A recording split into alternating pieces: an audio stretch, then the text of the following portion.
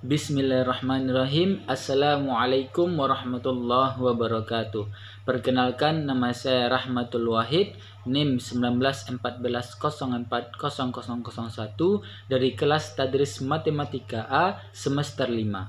Adapun video ini sengaja dibuat untuk memenuhi ujian tengah semester pada mata kuliah rancangan pembelajaran matematika yang diampu oleh Ibu Nita Putri Utami MPD.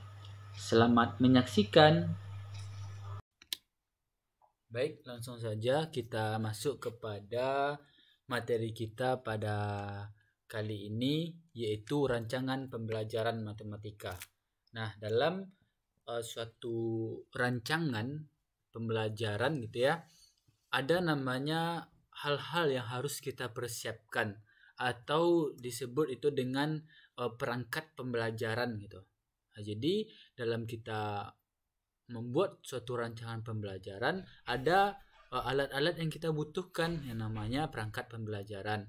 Namun pada sekarang ini nanti kita akan kerucutkan pada materi matematika gitu ya. Karena tema kita itu rancangan pembelajaran matematika. Nah, ini yang disebut dengan perangkat pembelajaran gitu ya. Apa itu perangkat pembelajaran? Untuk lebih jelasnya, perangkat pembelajaran yaitu alat kelengkapan yang digunakan untuk membantu pembelajaran. Nah, pada kali ini saya akan menjelaskan beberapa poin saja. Yang pertama yaitu kalender akademik dan rincian minggu efektif, kemudian program tahunan, program semester, dan kriteria ketuntasan minimal atau KKM gitu. Sebenarnya masih banyak gitu ya, cuman pada video kali ini 4 saja yang akan saya jelaskan. Kita masuk kepada kalender akademik dan rincian minggu efektif. Nah, apa yang disebut dengan kalender akademik? Kalender akademik adalah istilah umum dalam dunia pendidikan yang merujuk kepada jadwal kegiatan tahunan dalam suatu lembaga pendidikan tertentu gitu ya. Seperti di dalam kalender akademik itu ada terbagi dibedakan per semesternya gitu ya.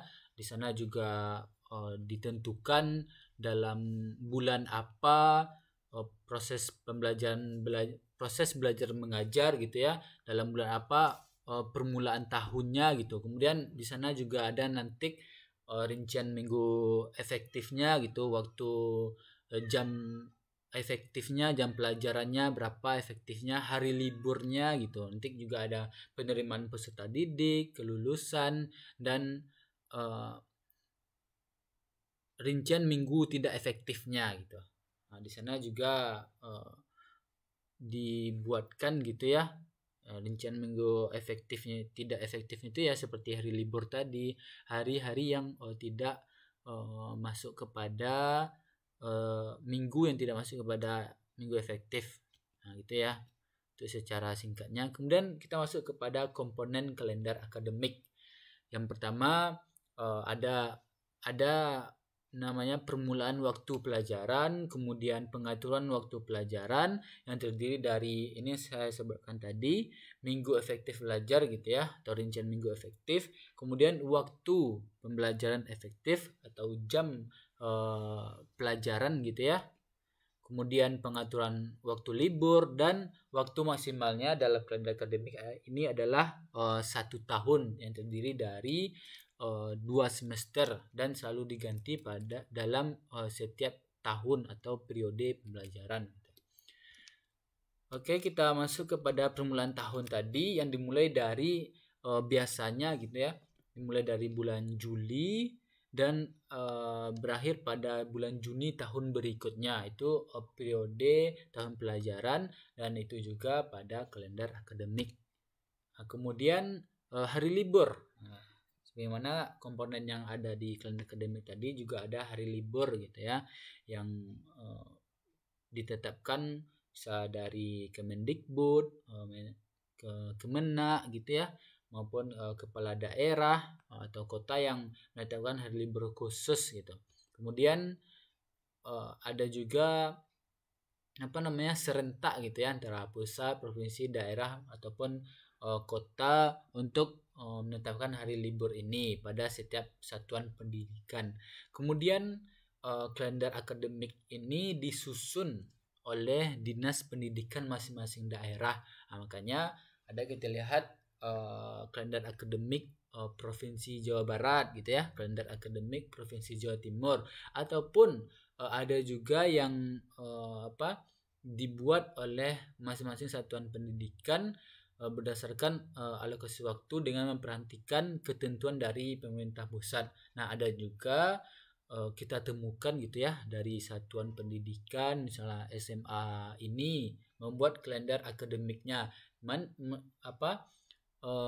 mengacu kepada kalender pendidikan yang ditetapkan oleh dinas pendidikan masing-masing daerahnya gitu. Kemudian alokasi waktu dalam kalender akademik. Nah, ini ya terdiri dari rincian minggu efektif atau minggu efektif belajar, kemudian ada jeda tengah semesternya atau UTS-nya gitu ya. Kemudian antar semesternya atau UAS-nya nanti gitu ya. Kemudian libur akhir tahun pelajaran, libur keagamaan, hari libur umum, hari libur khusus, dan kegiatan khusus sekolah gitu ya. Kemudian apa sih fungsi dari kalender akademik ini gitu? Kenapa diperlukan membuat kalender akademik? Kenapa seberapa penting sih kalender akademik ini gitu? Dan apa fungsinya gitu ya? Yang pertama yaitu dengan kalender akademik dapat mendorong efektivitas maupun efisiensi dalam proses pembelajaran di setiap satuan pendidikan atau sekolah madrasah di sini gitu ya. Kemudian menyerasikan ketentuan mengenai hari efektif, hari libur pada setiap satuan pendidikan gitu. Jadi supaya serasi gitu ya, misalnya dari kalender akademik provinsi Jawa Timur tadi gitu ya. Jadi supaya lebih merata gitu ya, supaya SMA ini sekolah, SMA ini tidak sekolah pada hari tertentu. Itu digunakan kalender akademik ini biar serasi semuanya gitu ya. Kemudian pedoman, ini ya yang pentingnya itu pedoman dalam menyusun program kegiatan pembelajaran di sekolahnya gitu. Jadi dalam menyusun program kegiatan, kapan kita libur, kapan masa orientasi siswa gitu ya. Itu mengacu semuanya kepada kalender akademik gitu. Kemudian juga pedoman bagi guru. Nah, ini yang akan kita bahas setelahnya gitu ya. Dalam menetapkan program tahunan, program semester, silabus, RPP dan lain sebagainya. Namun sebelum itu kita akan program kalender akademik ini ditujukan terlebih dahulu kepada rincian minggu efektifnya gitu. Ini dia rincian minggu efektif. Kita masuk pada rincian minggu efektif, yang mana rincian minggu efektif ini adalah hari-hari apa saja yang efektif dalam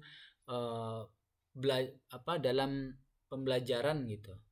Jadi jumlah minggu gitu ya dalam kalender pendidikan yang tadi yang dapat digunakan dalam kegiatan pembelajaran. Namun kegiatan pembelajaran seperti apa gitu? Kegiatan pembelajaran misalnya kita guru matematika nih, kita guru matematika. Jadi kapan hari-hari pembelajaran itu berlangsung ya di hari-hari ya selain hari libur, selain ada kegiatan gitu ya, yang memang hari itu digunakan dalam kita menyampaikan materi matematika itu sendiri kepada siswa. Nah, itu ya kepada peserta didik gitu. Sedangkan rincian minggu efektif itu minggu-minggu yang tidak digunakan dalam proses pembelajaran di kelas. Nah, ini ya diperjelas di sini yang tidak memang kegiatannya itu tidak hanya libur gitu ya. Memang siswa atau peserta didik itu ke sekolah juga namun tidak belajar di dalam kelas gitu. Itu juga tidak termasuk kepada minggu, itu juga termasuk kepada minggu tidak efektif gitu. Jadi tidak hanya hari libur saja. Kemudian apa saja komponen-komponen dalam menyusun rencana minggu efektif tersebut? Yang pertama yaitu jumlah minggu. Tentu ya yang namanya rencana minggu, tentu jumlah minggu dalam semester itu tanpa kita obabrik terlebih dahulu. Berapa minggu dalam bulan Juli tadi gitu ya sampai bulan Desember gitu. Berapa jumlah semuanya gitu. Kemudian jumlah minggu yang tidak efektif. Nah, dari satu semester itu dari 6 bulan gitu ya, berapa kan 24 minggu nih. Dari 24 minggu ini berapa yang tidak efektifnya, berapa hari liburnya gitu ya, berapa kegiatan di sekolahnya gitu. Itu diapakan nanti dikurangi gitu. Baru dapat jumlah minggu efektifnya gitu, selain yang tidak efektif. Kemudian berapa jam pelajaran efektif dalam kegiatan belajar mengajar gitu. Nah, itu biasanya berbeda-beda gitu ya. Misalnya di SMP kelas 8 itu 5 jam pelajaran gitu ya per 5 jam pelajaran yang kita ajukan dalam minggu tersebut gitu. Kemudian apa faktor-faktor yang perlu diperhatikan dalam menyusun RME tersebut? Yang pertama itu tujuan yang diinginkan. Nah, tentu yang kita perhatikan dalam RME ini atau rencana minggu efektif ini, apa tujuan yang kita tuju dalam penyusunan ini gitu ya. Kemudian program dan layanan, yaitu dengan RME ini kita harus memperhatikan gitu ya program dan layanan pendukung gitu yang diberikan baik itu dari dinas maupun dari sekolah gitu ya. Jadi yang kita perhatikan apa program pemerintah daerah, pemerintah pusat, bagaimana layanannya gitu. Jadi itu yang kita perhatikan. Kemudian tenaga manusia gitu ya. Tenaga manusia ini maksudnya sumber daya kita gitu dalam mengembangkan prestasi, spesialisasi maupun perilaku serta kompetensi peserta didik gitu. Jadi berapa efektifnya gitu ya dalam satu minggu itu belajarnya gitu. Jadi kita memperhatikan tenaga guru gitu ya atau sumber daya manusianya. Kemudian bagaimana keuangannya itu. Misalnya dalam seminggu itu 5 jam pelajaran itu bagaimana pengeluaran, rencana penerimaannya, maksudnya dalam guru mengajarkan itu tentu diperlukan media gitu ya, diperlukan listrik dan lain sebagainya, itu diperhatikan juga gitu. Kemudian bangunan fisik gitu ya, tentu sangat jelas gitu ya, bagaimana kelas, kemudian struktur organisasi serta konteks sosialnya yang dipertimbangkan di sana gitu. Kemudian apa sih manfaat rincian minggu efektif ini? Itu pedoman guru. Nah, ini ya, pedoman guru untuk distribusi alokasi waktu dalam penyusunan prota maupun semester. Nah, jadi ini langkah awalnya gitu ya untuk menyusun program tahunan maupun program semester. Kemudian untuk menentukan hari-hari yang tidak efektif dalam pembelajaran satu pekan atau satu minggu. Kemudian memudahkan guru untuk menyusun ini KI ya, kompetisi inti, dan ini bukan menyusun sih,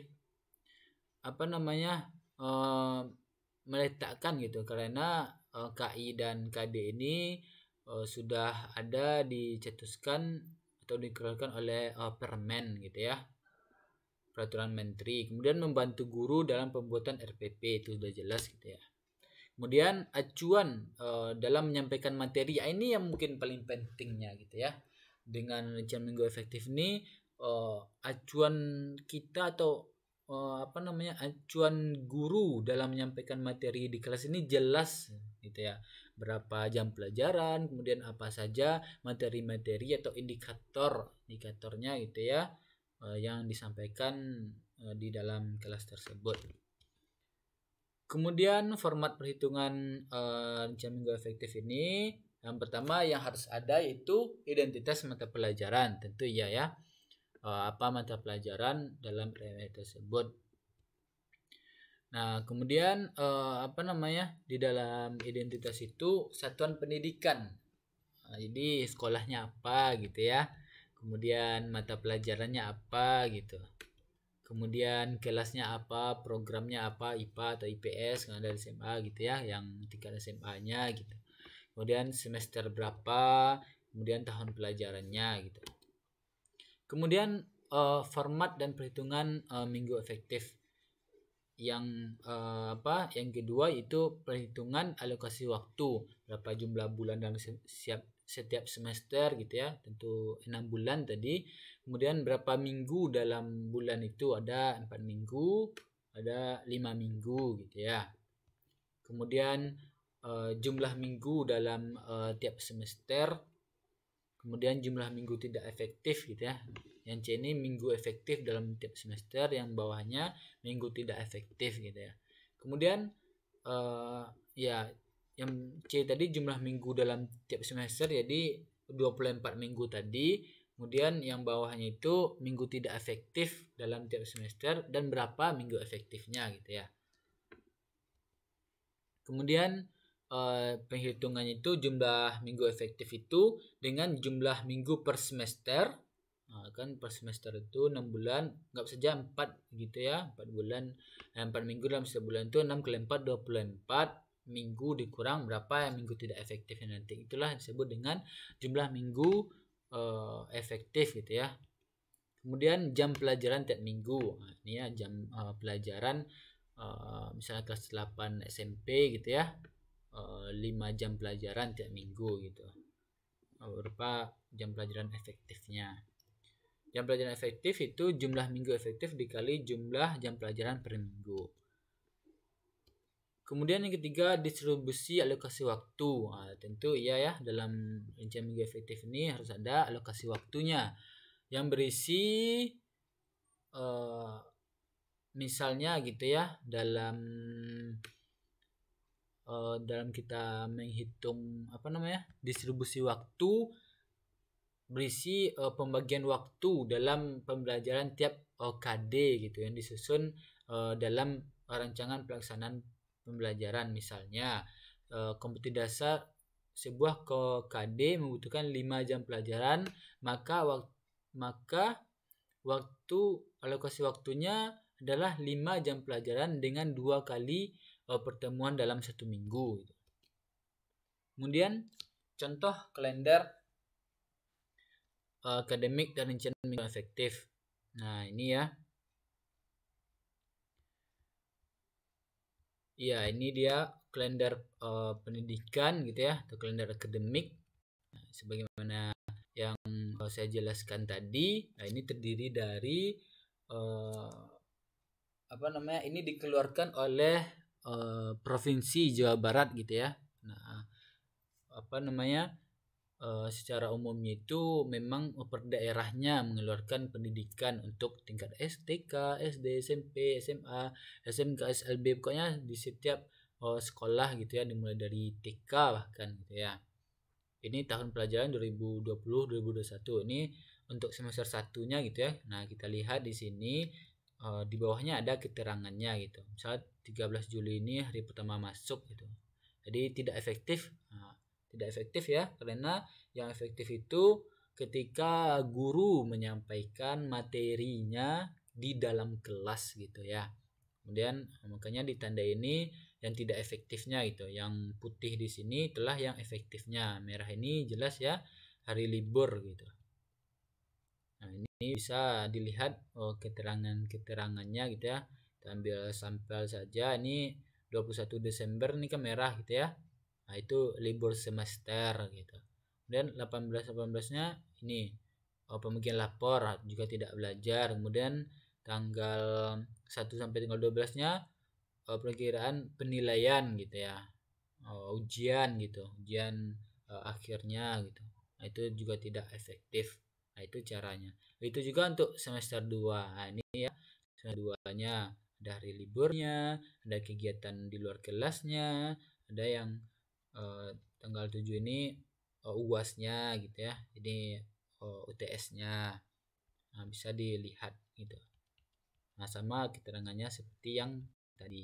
Nah, itu ya kalender pendidikan. Jadi dilihat ini sangat linear sekali dalam penyusunan RME-nya nanti. Berapa minggu efektifnya, ini 1 minggu, 2 minggu, 3 minggu. Jadi yang efektif dalam bulan Januari ini 3 minggu gitu ya. Itu yang tidak efektifnya 2 minggu di sini gitu ya. Nah, itu caranya. Kemudian setelah kalender pendidikan ini kita susun yang namanya rincian minggu efektif. Nah, ini ya rincian minggu efektif. Yang pertama apa tadi? Identitasnya gitu ya. Ada pelajaran, satuan pendidikan, kelas, semester, tahun gitu ya. Kemudian berapa jumlah minggu dalam semester ganjil. Jadi semester ganjil ini dari bulan Juli nanti gitu ya sampai Desember. Nah, ada 24 minggu. Kemudian berapa yang tidak efektifnya? Ini dilihat dari kalender pendidikan tadi, ada kegiatan MOS tadi gitu ya. Ada UTS-nya 2 minggu tadi. Libur semesternya 2 minggu tadi. Dijumlahkan dapat 8 minggu. Nah, kemudian bagaimana cara menghitung jam efektifnya? Jumlah semester minggu dalam satu semester ini kan 24 minggu tadi. Kemudian yang tidak efektifnya 8 minggu. Jadi jumlah minggu yang efektifnya 16 minggu gitu. Nah, kemudian bagaimana banyak jam dalam efektif ini? Dari 16 minggu ini kan kita ambil 5 jam pelajaran gitu ya, untuk kelas 8 matematika gitu.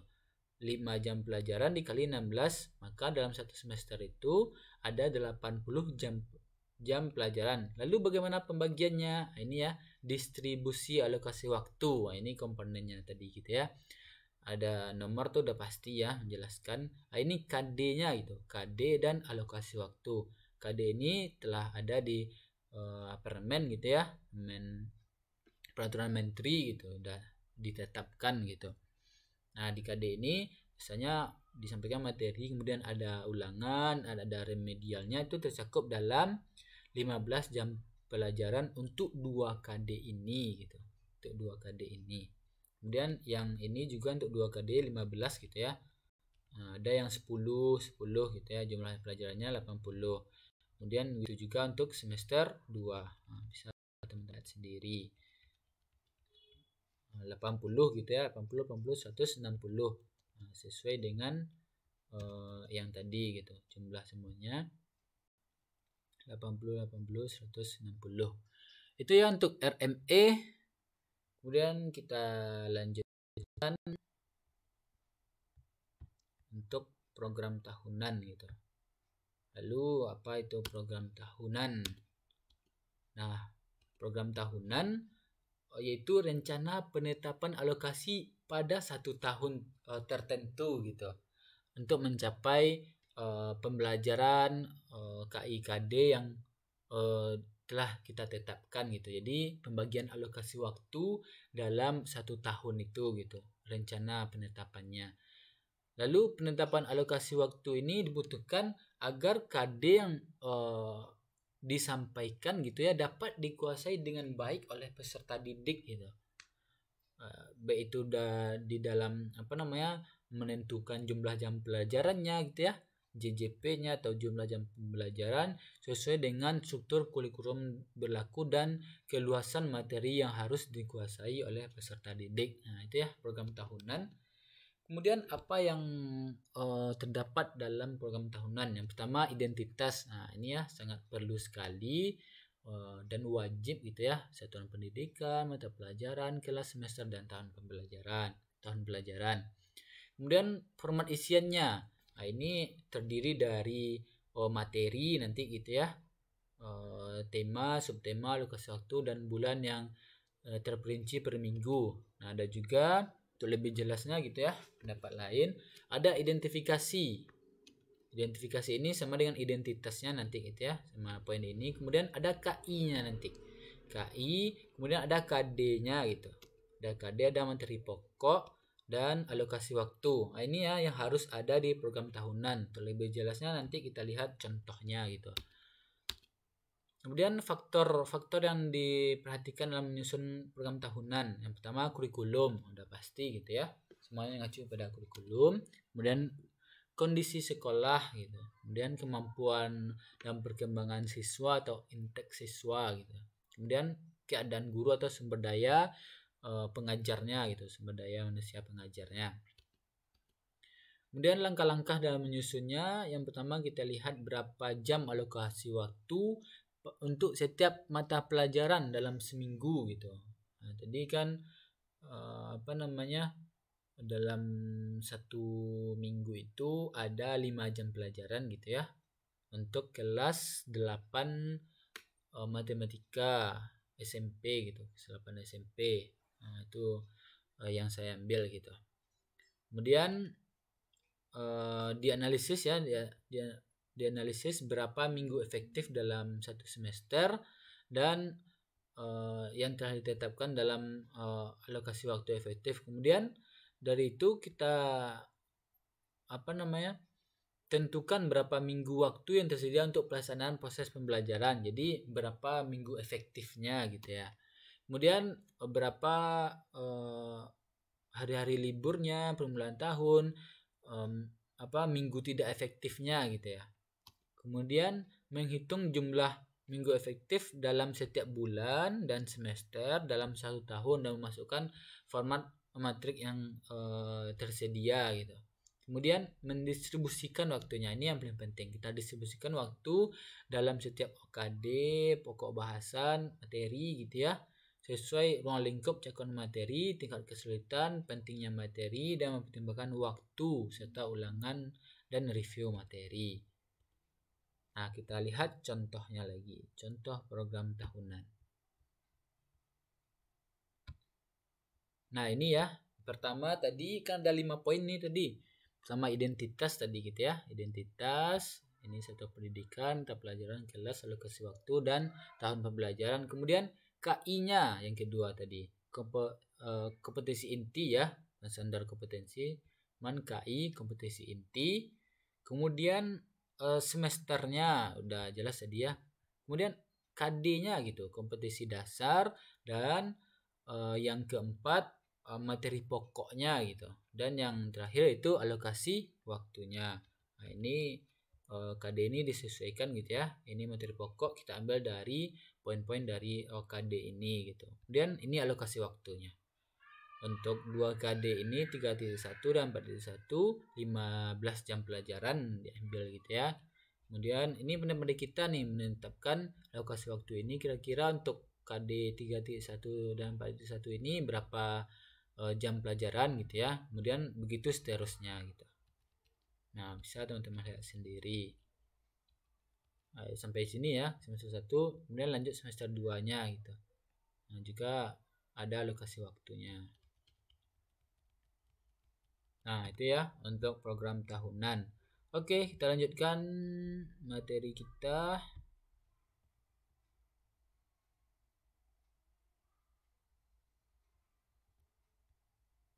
Oke, ini udah tadi ya.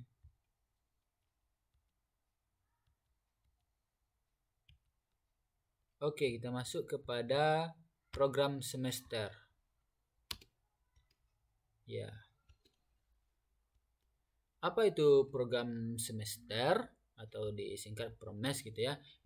Merupakan program yang berisi garis-garis besar tentang hal-hal yang akan dicapai dalam satu semester. Nah, semester ini merupakan satuan waktu yang digunakan untuk penyelenggaraan program pendidikan gitu ya. Nah, jadi dalam PROMES ini berisi nanti garis-garis besarnya gitu ya, nanti akan dibuatkan tabel gitu, berapa jam pelajaran untuk KD ini gitu ya, berapa rincian minggu efektif dan tidak efektifnya nanti untuk lebih jelasnya kita lihat contohnya. Kemudian apa saja komponennya gitu ya. Yang pertama tentu ada KD, ada materi pokok gitu ya, selain dari identitas tadi. Kemudian alokasi waktu. Nah, yang umumnya terdiri dari ini yang paling penting gitu ya. Umumnya terdiri dari identitas, mulai dari satuan pendidikan, nama, sekolah, kelas, semester, mata pelajaran, dan tahap pelajaran. Ini bersifat wajib, sekali lagi wajib gitu ya. Kemudian isiannya, apa aja isinya? Ada KI-nya, ada KD-nya, ada indikatornya, ada materi pokoknya, dan juga ada jumlah jam pertemuan, jam pelajarannya gitu ya, serta bulannya. Oh ya, ini pendapat lain gitu ya, indikatornya tadi. Secara umumnya ini tadi. Kemudian langkah-langkah yang digunakan untuk mengembangkan program semester. Yang pertama, kompetisi inti. Nah, ini kompetisi inti atau KI ya, bukan SK. Kemudian KD yang akan dicapai. Kemudian dalam guru tidak perlu merumuskan KI KD karena telah ada di permen gitu, atau standar isi. Kemudian yang kecuali gitu ya, apa yang dalam merumuskan kurikulum muatan lokal gitu. Itu boleh atau bisa guru langsung gitu ya. Kemudian menentukan alokasi waktu. Ini juga ya, alokasi waktu atau jumlah jam pelajaran setiap KI dan KD. Kemudian menentukan bulan dan minggu. Beberapa proses pembelajaran KD itu dilaksanakan. Kemudian mencatat keterangan bagian-bagian yang membutuhkan penjelasan. Oke, kita lihat langsung gitu ya. Program semester. Oke, mana dia? Ini deh. Program semester. Ada identitas, ada KI, KD. Nah, ini dia. Ada KD-nya gini ya. Ada KD, ada materi pokok, ada indikatornya. Ada jumlah jam pelajarannya di sini ya. Sini 15 JP jam pelajaran sesuai dengan program tahunan tadi. Nah, ini merujuk kepada program tahunan gitu. Cuman secara rincinya di sini gitu.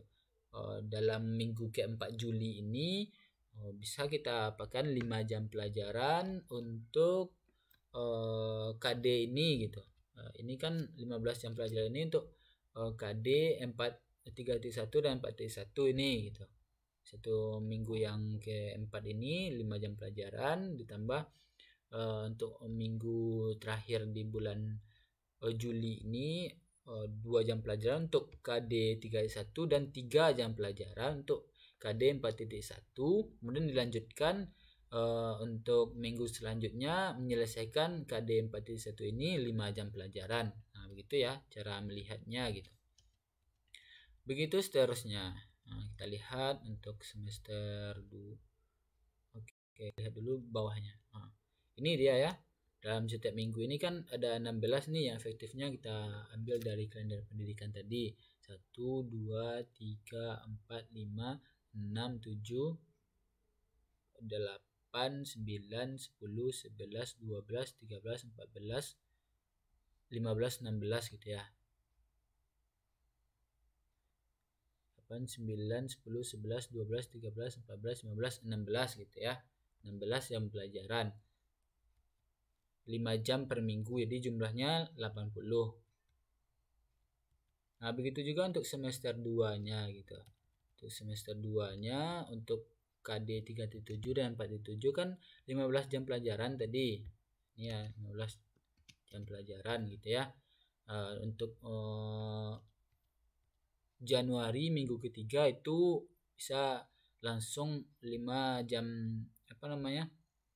intinya dalam setiap minggu itu kan 5 jam pelajaran. Cuma yang 2 ini maksudnya gimana? 2 jam pelajaran untuk menghabiskan KD 3.7 ini ditambah 3 jam pelajaran untuk melanjutkan KD 4.7 dan minggu berikutnya 5 jam pelajaran untuk menyelesaikan KD 4.7 ini. Nah, itu maksudnya gitu ya. Nah, begitu juga nanti dijumlahkan. Ini sampai di ini juga gitu ya. Dan dari berapa ini? Nah, sampai di akhirnya nanti. Nah, semuanya jumlahkan ada 16 kali 5 itu 80 jam pelajaran gitu ya. Itu untuk prosem. Nah, selanjutnya masuk pada yang terakhirnya gitu ya, yaitu mengenai kriteria ketuntasan minimal. Oke. Langsung saja kita masuk pada kriteria ketuntasan minimal atau istilah kerennya atau kita sering dengar gitu ya, KKM. Apa itu KKM? Yaitu cara menentukan penilaian pada kurikulum untuk menentukan lulus atau tidaknya peserta didik gitu ya. Kriteria terendahnya dalam menentukan ketuntasan ini disebut dengan kriteria ketuntasan minimal gitu ya. Apa namanya? Acuan dalam menetapkan bagaimana seminimal mungkin gitu ya syarat nilai yang harus dicapai oleh peserta didik gitu. Jadi dikatakan tuntas jika peserta didik telah mencapai nilai tersebut gitu. Misalnya KKM-nya 75, jadi ketuntasannya itu dimulai dari 75 gitu. Di bawah dari 75 itu tidak tuntas peserta didik dalam mencapai pembelajarannya. Itu istilah sederhananya. Kemudian apa saja komponen dalam penetapan KKM ini? Yang pertama yaitu kompleksitas gitu. Apa itu kompleksitas itu? Atau karakteristik mata pelajaran, tingkat kesulitan dari masing-masing mata pelajaran gitu ya. Misalnya apa namanya dalam ini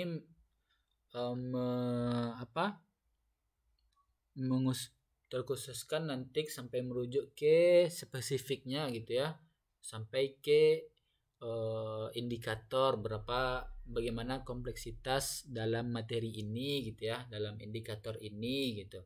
Nah itu sampai di sana perhitungannya nanti gitu.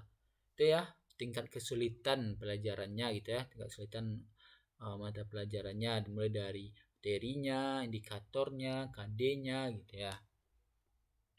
Kemudian indeksnya itu indeks peserta didik atau kemampuan rata-rata peserta didik dalam memanfaatkan segala sumber daya yang ada untuk mencapai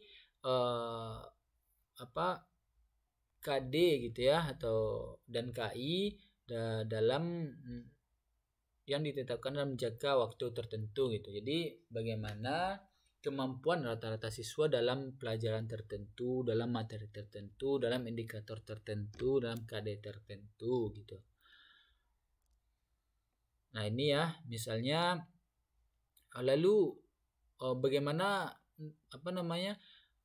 pembagian kelasnya itu, menetapkan intake per kelasnya itu, misalnya kelas 1 maupun kelas 7 maupun kelas 10 kan siswa baru nih dalam masing-masing satuan pendidikannya, itu dilihat dari proses penyeleksiannya. Kemudian bagaimana dengan yang mahasiswa lamanya gitu, misalnya kelas 2 SD gitu ya, kelas 8 SMP maupun kelas 11 SMA gitu ya, kan tidak siswa baru lagi nih. Nah, itu dilihat dari rapornya gitu, bagaimana mereka itu belajar dalam 1 tahun sebelumnya gitu. Itu ya mengenai intake peserta didik. Kemudian komponen 3 itu daya dukung. Nah, daya dukung itu seperti kompetensi peserta pendidik gitu ya, sumber dayanya. Kemudian jumlah peserta didik dalam satu kelas, itu juga daya dukung, predikat akreditasi, kelayakan sarana dan prasarana lengkap atau tidaknya di sekolah tersebut gitu ya dalam mendukung proses pembelajaran. Kemudian apa saja faktor yang diperhatikan dalam penetapan KKM? Yang pertama itu kita hitung jumlah KD dalam setiap mata pelajaran, setiap kelas gitu ya. Kemudian menentukan kekuatan nilai atau aspek yang disesuaikan dengan kemampuan masing-masing. Aspeknya apa? Kompleksitas tadi, kemudian daya dukung tadi, dan intake siswa tadi. Nah seperti ini ya kriteria penilaiannya gitu. Dari kompleksitasnya dikatakan tinggi jika kompleksitasnya itu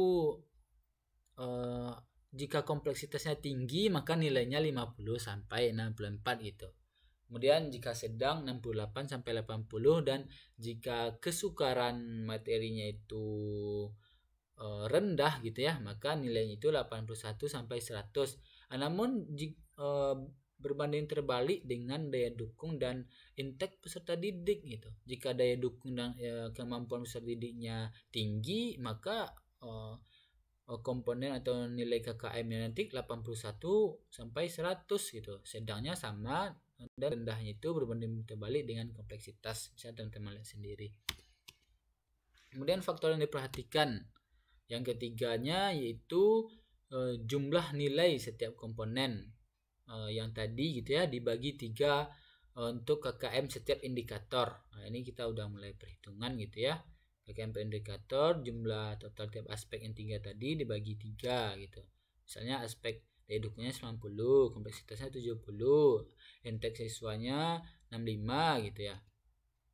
Nah, jika bobot aspeknya sama, maka misalnya 75 semuanya, berarti KKM indikatornya langsung 75 gitu ya. Cuman kalau berbeda langsung ataupun baik itu sama maupun berbeda sebenarnya bisa sih memakai seperti ini gitu ya. Jumlah total setiap aspek 90, 70, 65 dibagi jumlah total aspek, itu ada 3 aspek, makanya KKM per indikatornya 75. Kemudian bagaimana KKM KD-nya gitu. Nah, KKM ini jumlah total KKM indikator dibagi jumlah total indikatornya. Kemudian KKM KI-nya bagaimana? Jumlah semua KD dibagi banyak KD gitu. KKM semesternya jumlah semua KI dibagi banyak KI, serta yang terakhir ini hasil akhirnya. Jumlah KKM mata pelajaran gitu ya. Misal pelajaran matematika, mata pelajaran biologi. Nah, itu setelah KKM semester KKM didapatkan semester 1 dan KKM semester 2 itu dijumlahkan dan dibagi 2, maka dapatnya KKM mata pelajaran. Kemudian prinsipnya apa? Merupakan kegiatan pengambilan keputusan gitu melalui metode kualitatif dan kuantitatif gitu ya. Metode kualitatif yaitu penilaian profesional pendidik dengan mempertimbangkan kemampuan akademik, sedangkan kuantitatifnya rentang angka yang disepakati dalam penetapan kriteria yang ditentukan. Kemudian KKM dilakukan melalui analisis ketuntasan belajar minimal pada setiap indikator dengan memperhatikan kompleksitas daya dukung dan intake peserta didik untuk mencapai kompetisi dasar, kompetisi inti, KKM semester gitu ya, dan KKM mata pelajarannya nanti. Nah, ini ya ketuntasan KD rata-rata indikator.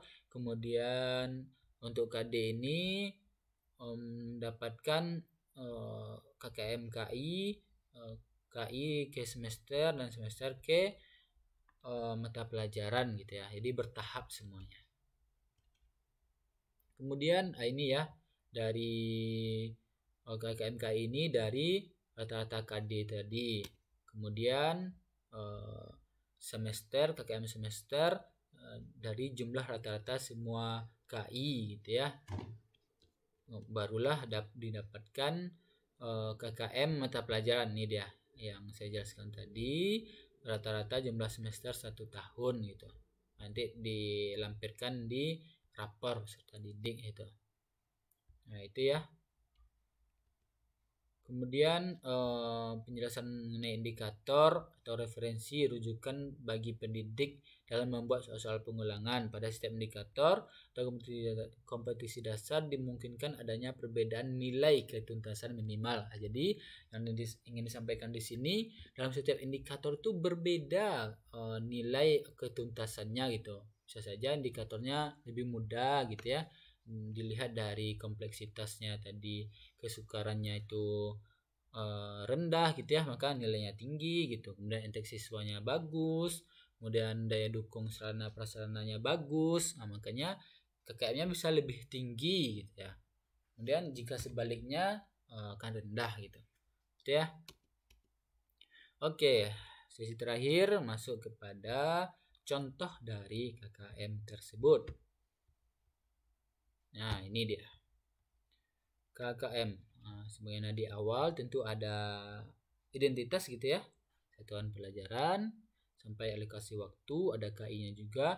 Ini dia yang tadi ada KD-nya, ada indikatornya. Nah, ini dia kompleksitas ya, sesuai dengan yang saya jelaskan tadi, tinggi, sedang rendahnya. Kemudian daya dukung, intake-nya. Nah, dari sini didapatkan, ini dijumlahkan 3 ya, dapat KKM indikatornya. Ini dijumlahkan dibagi 3 dapat juga KKM indikatornya. Dari KKM indikator ini didapatkan KKM KD, dari KKM KD ini didapatkan KKM KI, dari KKM KI ini didapatkan KKM semester 1, dari KKM semester 1 dan semester 2 didapatkan hasil akhirnya KKM mata pelajaran gitu ya. Nah, ini dijumlahkan gitu ya. Nah, ini kan tidak sama nih, tidak sama kompleksitasnya materi ini dengan materi di bawahnya gitu ya, berbeda semuanya gitu. Nah, itu ya. Ini untuk semester 1-nya. Kemudian ini untuk semester 2-nya 75 gitu ya. Masih 75. Semua caranya sama. Ini jumlahkan dibagi 3 dapat indikator, ini jumlahkan dibagi sebanyak indikator, dapat KD, jumlahkan dapat KI, dijumlahkan juga berapa KI semuanya, dibagi banyak KI dapatkan semester. Nah, semester 1 dan semester 2 dijumlahkan dibagi 2 dapat hasil akhirnya berapa KKM untuk pelajarannya? 75 gitu ya. Nah, begitu untuk yang lainnya juga. Nah, ini ya. Ini dilihat dan berdasarkan Permendikbud 81A tahun 2013. Nah, ini juga dijelaskan kembali gitu ya. Menghitung KKM indikator sampai KKM mata pelajarannya 75. Oke. Selesai gitu ya.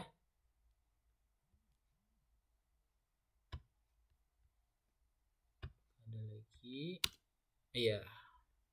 Mungkin sekian ya. Sekian penjelasan dari saya mengenai 5 tadi ya.